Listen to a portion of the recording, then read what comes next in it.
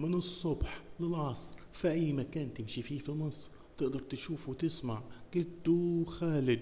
ودي أهرامات الخليج. بصبح عليك. هنا هنحكي ونتكلم، تقدر تستفاد وتتعلم. استنى، انت شفت الفيديو؟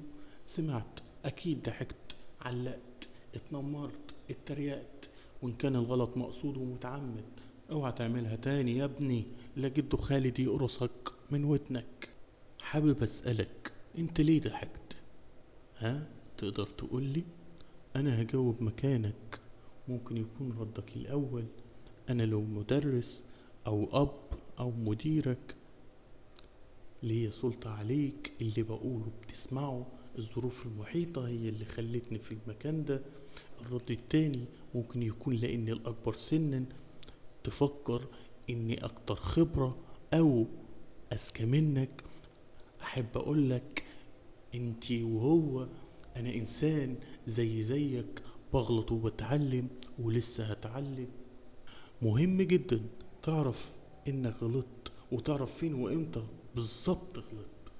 احنا هنا هنحط حلول لكل المشاكل ونغير سوا تفكيرنا الغلط، ازاي نستثمر الغلط ده يكون دافع لنا للنجاح. بمرور الوقت هتكبر وتبقى جد وتكون هنا في مكاني، وساعتها هتكتسب الخبرة اللي بيها هتعرف ان العالم سريع بسرعة البرق بس في اكتشاف الغلط، اما بطيء جدا بسرعة السلحفاة بس في اكتشاف الإجابة الصحيحة والإيجابية.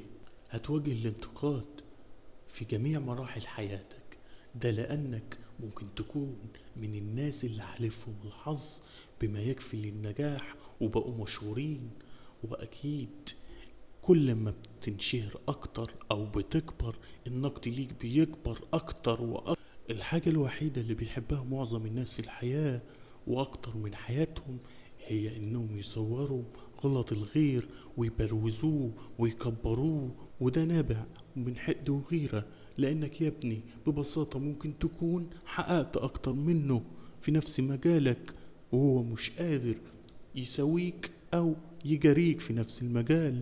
الشخص ده دايما بيكون مريض وبيحس بالغيرة من جواه.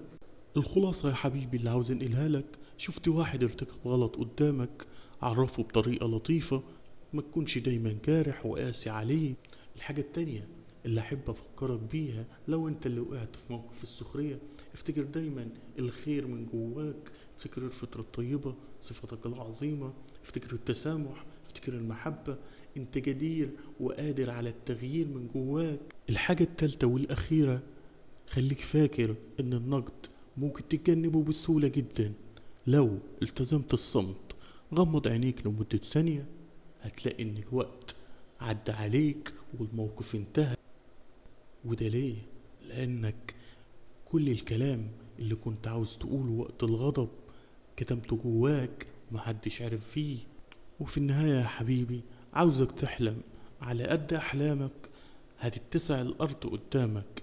احلم، اخرج، عيش، انطلق، اجري، وافتكر دايما ان جدو خالد دايما في ظهرك ومعاك.